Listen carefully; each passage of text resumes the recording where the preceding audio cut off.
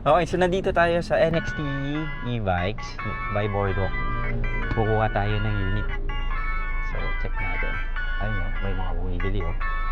Ayan, so, nandito tayo sa NXT e-bikes. Yan. Hello, sir. Mga sir. Ayan tayo. Dito tayo sa may NXT bike Boardwalk. Ayan. So, wala silang unit. Sana all. Stormex, Voltares. So, ito yung kukunin natin na unit. Ito, Miming yun. Super cute. Ayan ito. Ayan o. Stormex. Ganda ng Stormex. Ganda talaga oh. Sulit talaga yan. Ayan o yung cellphone niya, sir. Sobrang sulit yan. Congrats kay sir. Ayan kay sir oh. Gusto ko lang napanood mo muna. Pinapanood mo na. Lang. So, ayan oh. Yan na yung bagong ano ng Stormex. Ano, pogi pala yan. Kulay pula. Tapos, iba na yung mirrors. Yan yung, ito na yung version to nila na ano. Iba na yung mirrors. Ano? Meron ng meron na talaga. Ayan o. So, napanood tayo ni sir. Kumuha na ADD. Ayan o. Ay, NXT, ano pala to? Stormex. Ayan, ADD tuloy. Pabaliktad. Yan, pabaliktad. The chart. Meron na siya. So, si sir yung nakakuha nitong Stormex.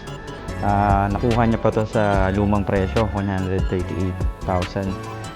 Eh, yung current price nito, nag-mark off na sila. Yung 148,000 na siya dito sa NXT Ordaneta. Sa NCR, ang presyo nito is currently priced at 145,000. Yan, so at saka medyo nagkakaubusan na nito ngayon eh. Well, this pre-order na lang kasi tapos lumabas pa yung Storm XR. Mas maganda yung Storm XR dito kasi meron na siyang may tawag na doon, crash guard. Ganun. Tapos may ETS, tapos mas malaki na yung motor hub, 6,000 na yung motor hub nun. Tapos mas mataas na bottle yung nakalagay.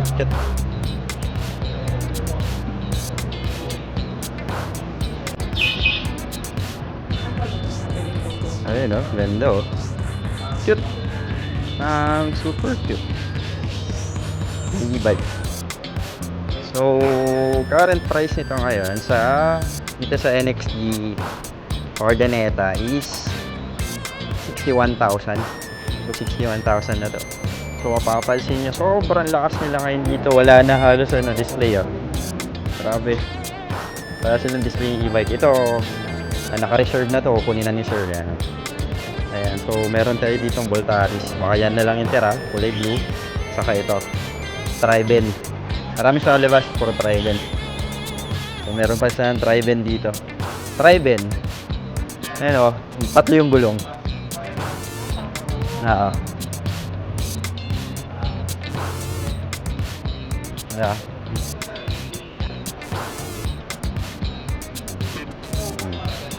So, yung susunod natin na re-review nyo, yan, NXT Lusso. And then, bibili tayo nito, Lusso. Yan, nagcha-charge na yan. Ha? Hindi siya ganun. Ay, pwede ba? Hindi siya napupold. Naano din ako eh, ha? Ngayon ba? And then, super cute. Ang cute ng ano. So, nakapaskil na dito yung activity ng para dun sa registration. Tapos ito yung kukunin natin na unit. So, dito fill up natin yung mga documents na kailangan para ma-release yung unit.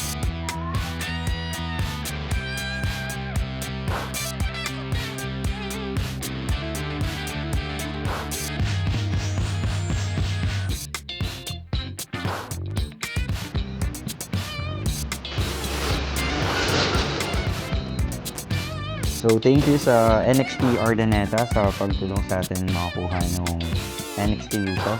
Yung location nila malapit lang naman sa Sacred Heart. Ordaneta, ng hospital. Halos magkalapit lang. At kung gusto nyong makapanood ng full review nito, please like and subscribe sa aking channel.